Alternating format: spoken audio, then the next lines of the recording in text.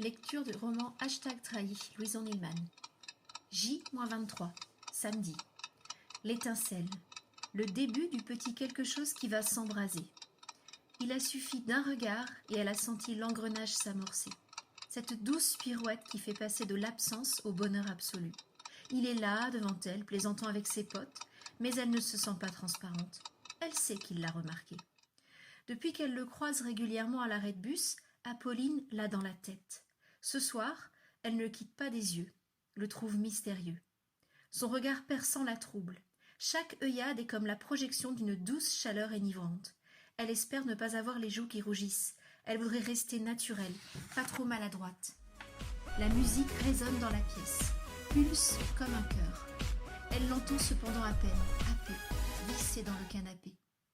Le rythme ralentit, elle ferme les yeux un instant.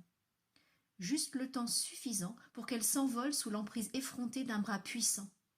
Elle se retrouve enveloppée, tant par le regard que par de larges mains fermement posées autour de sa taille. Un tourbillon l'emporte, l'étourdissant. Il la fait tourner, elle rit pour masquer sa gêne. Elle n'a jamais dansé ainsi, encore moins avec un garçon. Est-ce qu'il partira à la fin de la chanson? Est-ce qu'il va se passer quelque chose? Elle frémit, aspire à ce que la musique ne cesse jamais. Elle aimerait décider du cours des choses, l'embrasser, mais elle n'ose pas. On pourrait dire d'elle que c'est une fille facile. Il mène la cadence. Peu avant la fin, il attire et rapproche le corps d'Apolline.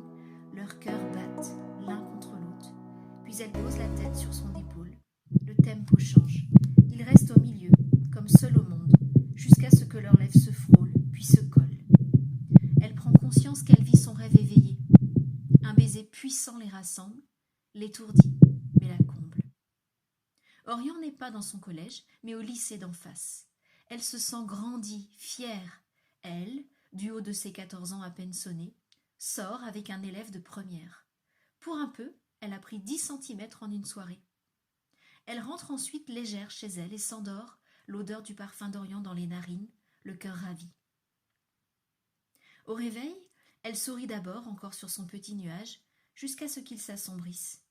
Et si elle n'était qu'une pièce sur l'échiquier des soirées de ce garçon?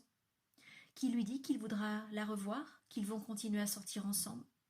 Elle vibre pour lui, mais ce n'est peut-être pas réciproque. Il lui a donné son numéro, elle allume fébrilement son téléphone. Pas de message. Il dort sûrement ou il est passé à autre chose. Elle hésite à le contacter. Il la trouvera peut-être pot de colle. Elle chasse ses pensées parasites et se connecte sur Snapchat pour discuter avec Emma, sa meilleure amie. J-21, lundi. C'est à partir de ce lundi-là que les hauts talons se sont imposés à elle, histoire de montrer au monde entier qu'elle n'est plus la même. Ceux de sa grande sœur lui ont tendu les bras du bas de l'armoire. Elle se hisse ainsi dessus, sans peine, et bouge quelques pas bien déterminés. Leur claquement sur le carrelage, leur hauteur lui plaisent. Elle vole au-dessus du sol comme s'il lui donnait des ailes. Elle se pare ensuite de son joli sourire glossé, troque son jean contre une robe moulante. Elle palpite. Elle a juste envie de lui plaire, qu'il la regarde encore et encore.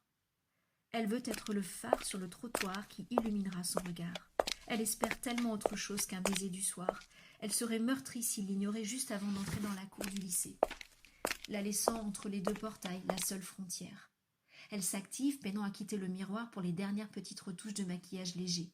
Elle aura le verdict dans moins d'une demi-heure. Tendue, elle ne peut rien ingurgiter. D'ailleurs, elle ne s'est jamais autant dépêchée que ce matin-là. Elle avait tout passé en revue avant de s'endormir, afin d'être parfaite. La hâte fourmille au creux de son ventre. Elle dévale l'escalier pour atterrir dans la cuisine, juste pour voir la réaction de sa sœur. « Apo, tu as ravalé un réveil ou quoi ?» s'étonne Alena, assise devant son chocolat fumant.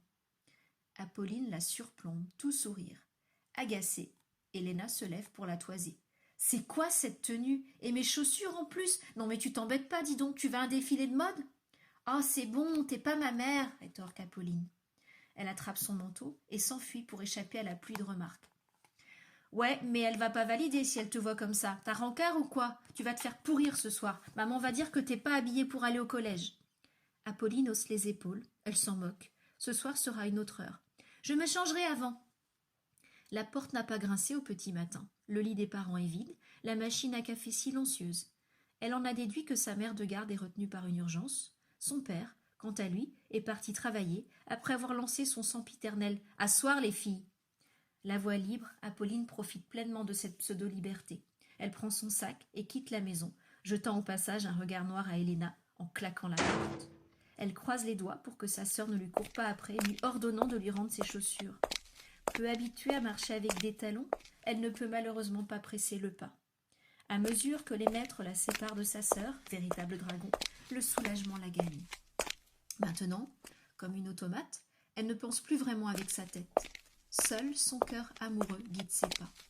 Cette rencontre la hante encore depuis le baiser. Et s'il l'a jetée là, devant tout le monde, elle serait larguée comme un mégot de cigarette sur le bitume.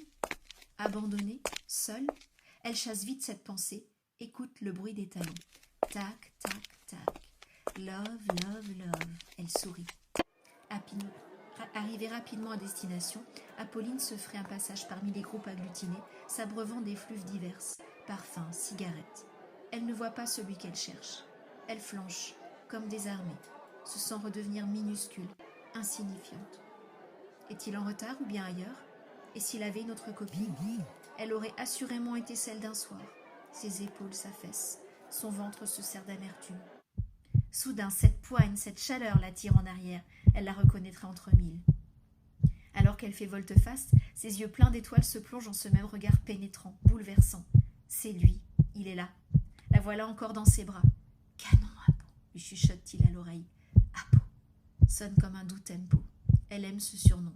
Il s'en lasse. Contre son torse, elle est à l'abri de tout. Il l'embrasse doucement devant la grille du collège. La fierté vient déposer un voile sur ses épaules. Une certaine aura l'a enveloppée en quelques minutes et surplombe la foule. Elle sort avec le grand et beau Orient. Un murmure critique sort de la masse compacte vautrée sur le trottoir. Elle se la pète, t'as vu son look, elle a piqué les fringues de sa mère. Cette remarque pourrait venir ternir la toile, mais cette pique non identifiée ne l'atteint pas. Comme protégée de tout, elle est en dehors du monde. Inatteignable. J-19, mercredi. À suivre.